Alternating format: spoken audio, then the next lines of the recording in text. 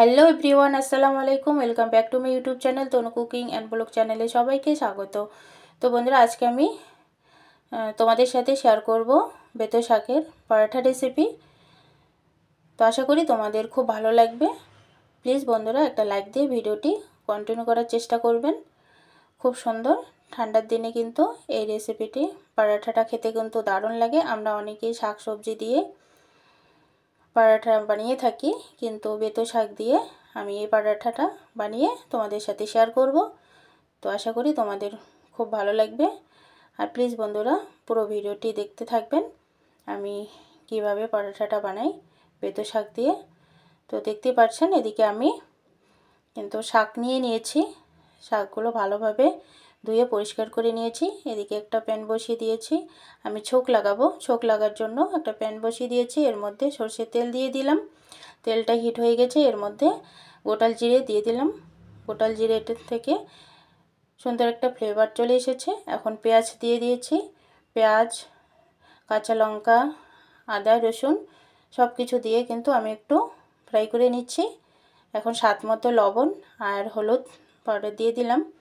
দিয়ে ভালোভাবে আবারও নেড়েচেড়ে নিয়ে তারপরে কিন্তু আমি শাকগুলো দিয়ে দেব। দেখতে পাচ্ছেন খুব সুন্দর কিন্তু কালারটা এসেছে। এর মধ্যে আমি শাকগুলো দিয়ে দিলাম। শাকগুলো দিয়ে ভালোভাবে নেড়েচেড়ে নিয়ে একটু সামান্য জল দিয়ে কিন্তু আমি ঢাকা দিয়ে কিছুক্ষণ রান্না করে নেব। তো বন্ধুরা, আমি কিভাবে পরাঠাটা বানাই তোমরা দেখতে থাকো, পুরো ভিডিওটি দেখলে খুব ভালো লাগবে। তো আমি একটু জল দিয়ে দিলাম। জল দিয়ে তারপরে কিন্তু আমি আবারও একটু ভালোভাবে নেড়েচেড়ে নিয়ে আমি ঢাকনা ঢেকে কিছুক্ষণ রান্না করে নেব। তো দেখতে পাচ্ছেন আমি রান্না করে নিলাম। এখন ঢাকনাটা খুলে দেখব শাকটা খুব সুন্দর হয়েছে আর খুব সুন্দরভাবে সেদ্ধও হয়ে গেছে। দেখতে পাচ্ছেন ঠান্ডা হয়ে গেছে। এখন আমি একটা মিক্সার জারে নিয়ে কিন্তু গ্রাইন্ড করে নেব। আর এদিকে একটা বাটির মধ্যে পরিমাণ মতো আমি আটা নিয়েছি। দেখো গ্রাইন্ড করা হয়ে গেছে। এখন আমি সেই পেস্টটা কিন্তু এখানে আমি আটার মধ্যে দিয়ে দিলাম। আর স্বাদ মতো একটু লবণ দিয়ে দিলাম। বন্ধুরা, শাকটার মধ্যে রান্না করার সময় কিন্তু আমি লবণ অলরেডি দিয়ে দিয়েছি, এই জন্য এখানে হিসাব মতো করে লবণটা আমি দিয়ে দিলাম। তো দেখতে পাচ্ছেন এখন কিন্তু আমি ভালোভাবে মাখিয়ে নিচ্ছি। একটা ড্রো বানিয়ে নেব। আর জারের মধ্যে যে ওটা ধুয়ে আমি জলটা দিয়ে তারপরে আটাটা কিন্তু এভাবে ড্রো বানিয়ে নিলাম। দেখতে পাচ্ছেন খুব সুন্দর হয়েছে, সফট হয়েছে কিন্তু। এখন আমি কিছুক্ষণ রেস্টে রেখে দেব, ঢাকনা দিয়ে ঢেকে কিছুক্ষণ রেস্টে রাখবো। তো দেখতে পাচ্ছেন আমি ঢাকনা দিয়ে ঢেকে দিলাম, দিয়ে কিছুক্ষণ রেস্টে রাখবো। তারপরে আমি এভাবে ছোট ছোট করে লোই বানিয়ে নেব। নিয়ে পরোটাটা বেলে তারপর আমি কিন্তু ভেজে নেব এক এক করে সবগুলো। তো বন্ধুরা তোমরা দেখতে থাকো। আমি দেখো অলরেডি আমি বানিয়ে নিয়েছি। নিয়ে বানানোটা দেখাইতে পারলাম না, ভিডিওটা অনেক বড় হয়ে যাবে। তো এদিকে দেখো আমি তাওয়ার মধ্যে দিয়ে দিয়েছি। দিয়ে এখন পরোটাটাকে ভালোভাবে সেঁকে নেব। তো এক পাশ দিয়ে হয়ে গেছে। এখন আমি উপরে ঘি দিয়ে দিলাম।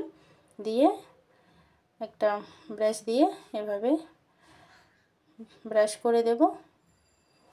দেখতে পাচ্ছেন খুব সুন্দর এই পরোটাটা খেতে কিন্তু দারুণ লাগে। বন্ধুরা তোমরা বাড়িতে অবশ্যই একবার হলেও ট্রাই করবেন।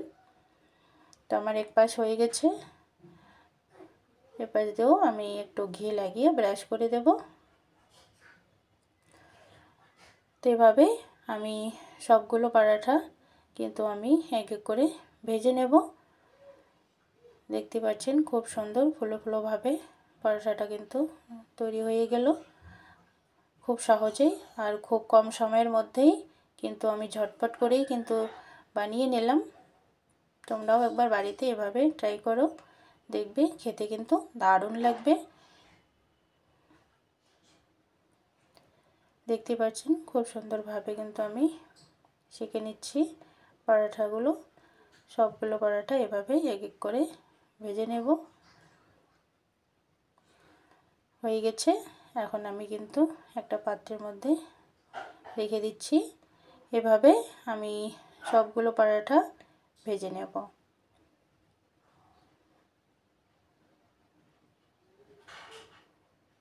তো দেখতেই পাচ্ছেন বন্ধুরা, আমি সবগুলো পরোটা কিন্তু এক এক করে ভেজে নিয়েছি।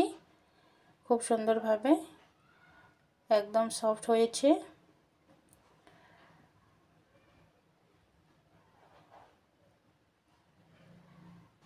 পরোটাগুলো ভেজে নেওয়া হয়ে গেছে। এখন কিন্তু আমি একটা প্লেটের মধ্যে সার্ভ করে নেব। তো আমি এই পরোটাটা আজকে আলু পনিরের সবজির সাথে সার্ভ করে নিলাম। মাশাআল্লাহ দারুণ হয়েছে খেতে। যতটা দেখতে লোভনীয় হয়েছে ততটা খেতেও কিন্তু দারুণ হয়েছে। তো আশা করি আমার এই ভিডিওটি আপনাদের ভালো লেগেছে। ভালো লাগলে লাইক শেয়ার কমেন্ট অবশ্যই করবেন। আর সবাই ভালো থাকবেন, সুস্থ থাকবেন। আল্লাহ হাফিজ।